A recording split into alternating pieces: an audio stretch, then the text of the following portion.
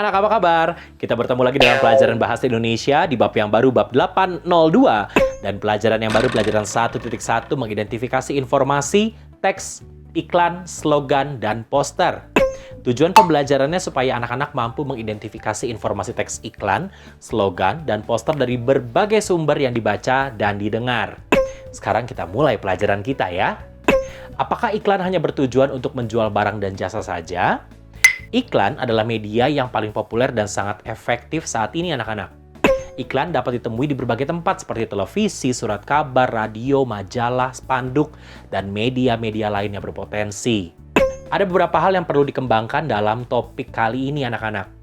Yang perlu dikembangkan dalam mengidentifikasi teks iklan, slogan, dan poster adalah yang pertama, kejujuran yang bersifat objektif atau yang benar dalam teks iklan, slogan, atau poster tersebut.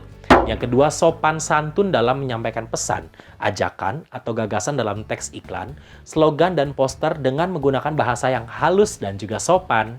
Sekarang, simak baik-baik 3 contoh berikut ini. Sekarang mari kita lihat contoh pertama. Samarasa Consulting, lowongan pekerjaan, Bank Semarang.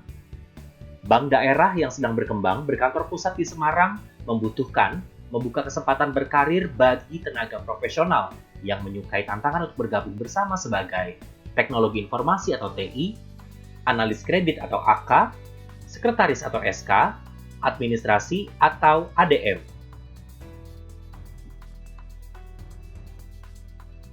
Untuk persyaratan umum, kualifikasi masing-masing posisi, penyampaian surat lamaran, pengumuman hasil seleksi administrasi, dan jadwal pelaksanaan tes dapat dilihat melalui website www.banksemarang.co.id. Surat lamaran dikirim ke PO Box 1333 SS 518.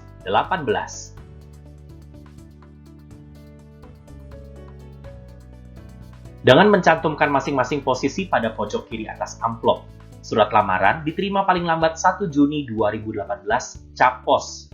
Pengumuman dan panggilan tes dapat dilihat pada tanggal 8 Juni 2018.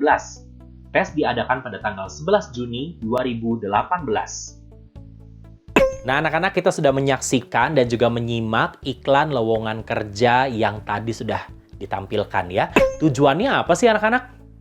Tujuan iklan lowongan kerja yang tadi sudah kita simak adalah yang pertama, untuk memberitahukan bahwa ada pembukaan 4 posisi di Bank Semarang, untuk memberitahukan cara-cara melamar posisi-posisi tersebut.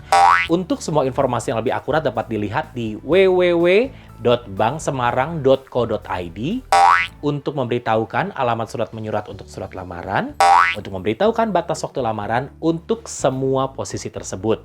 Sekarang kita simak contoh slogan berikut ini. Slogan biasanya ditemui pada iklan layanan masyarakat.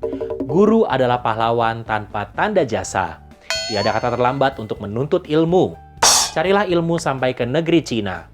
Gantungkan cita-citamu setinggi bintang di langit. Mari budayakan 3S. Senyum, salam, sapa. Dan slogan anak-anak biasanya ditemui pada iklan layanan masyarakat. Seperti contohnya, tanamkan sikap kerja keras, kreatif, mandiri. Cegah penyakit dengan pola hidup sehat. Katakan tidak kepada narkoba. Say no to drugs. Revolusi mental.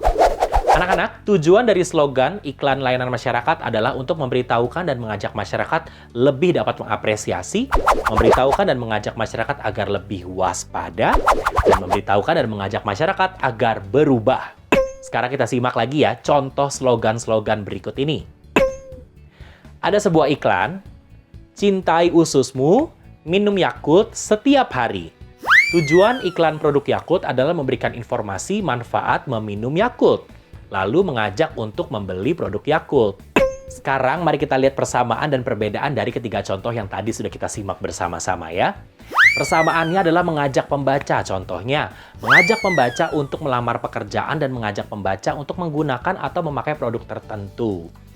Lalu persamaan yang kedua adalah mengajar pembaca, contohnya mengajar pembaca berpikir dan bijak menjadi manusia yang lebih baik. Nah, perbedaannya tidak ada kesamaan gambar, tidak ada kesamaan teks tertulis, dan tidak ada kesamaan foto. Nah, anak-anak, iklan apa saja sih yang dapat tayang di televisi?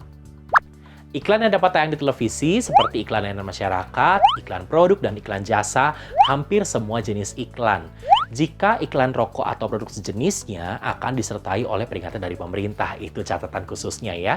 Lalu bagaimana dengan iklan yang dapat tayang di radio? Iklan yang dapat tayang di radio adalah iklan layanan masyarakat, iklan produk, iklan jasa. Hampir semua jenis iklan. Nah, apakah iklan dapat berupa sebuah lagu? Ya, pastinya. Iklan dapat berupa sebuah lagu agar mudah diingat oleh masyarakat. Contohnya, iklan layanan masyarakat, produk susu terkenal, produk perawatan bayi, dan masih banyak lagi.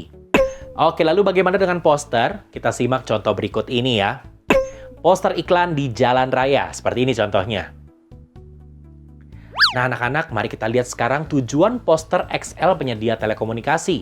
Yang pertama adalah memberikan informasi murahnya tarif menggunakan XL, lalu memberikan informasi bahwa dengan tarif ini dapat menelpon ke semua operator. Iklan poster atau spanduk di jalan raya termasuk iklan yang sangat efektif karena lokasinya pasti berada di jalan utama. Dan teks isi iklan tersebut sengaja dibuat besar agar terbaca bagi semua pengguna jalan yang melewati spanduk tersebut.